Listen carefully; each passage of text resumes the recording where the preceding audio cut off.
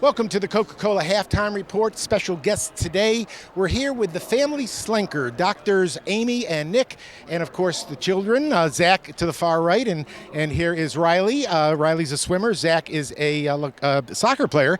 But let's get to the doctors first. First, Nick, you're the home team, so we'll go with you. Nick, you are the school's orthopedic surgeon. Talk about what that means and your role here with the college. Correct. So I've been fortunate to be here at Lafayette for the last 8 years as the head orthopedic surgeon.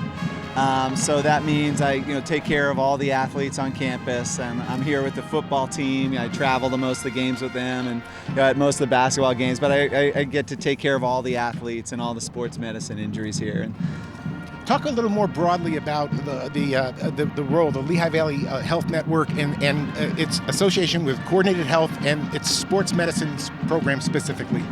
Certainly. So Coordinated Health, who I was with originally, has had a long history here at Lafayette. So one of my partners, Carl Weiss, was here for many, many years and did an outstanding job, sort of paving the way for me.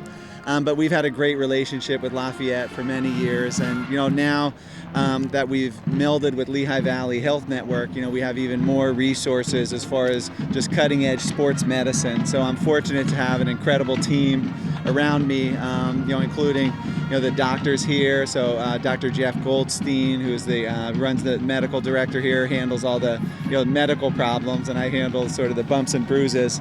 But also just the incredible trainers, radiologists we have, physical therapists. So we really have just cutting-edge sports medicine here to offer the kids. And we're certainly lucky to have you. Amy, let's go to you. Amy, incidentally, is one of the leading epidemiologists in the entire region. Amy, tell us a little bit about your role here at Lafayette, because you've been instrumental in helping us with some of the protocols around COVID. So I'm an infectious disease physician at Lehigh Valley Health Network, and this is the first opportunity for Nick and I to work together, unfortunately during the pandemic. But yeah, it's been really great working with a lot of the physicians here, helping with protocols for COVID-19. Okay, I won't look for a bill in the mail, but can you give us a little bit of help? What can people do? Give us from the horse's mouth, if you will. What are some of the, some of the things the everyday people can do to stay safe and healthy?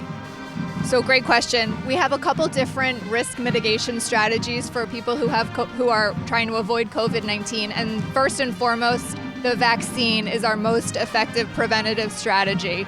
Other things that people can do: if you're sick, you need to get tested, you need to tell somebody, and you need to go home and isolate until your test result is available. If you are identified as someone who's been in contact with COVID-19, you should go home and quarantine and contact someone about that as well. Other things people can do: wear masks indoors, especially if it's crowded or not ventilated. Good hand hygiene is important as well. I live with a registered nurse, a critical care nurse. I am covered in alcohol wipes, so I'm pretty good there. Very quickly, give Lafayette's campus a grade. How are we doing in terms of our protocols? It feels pretty good.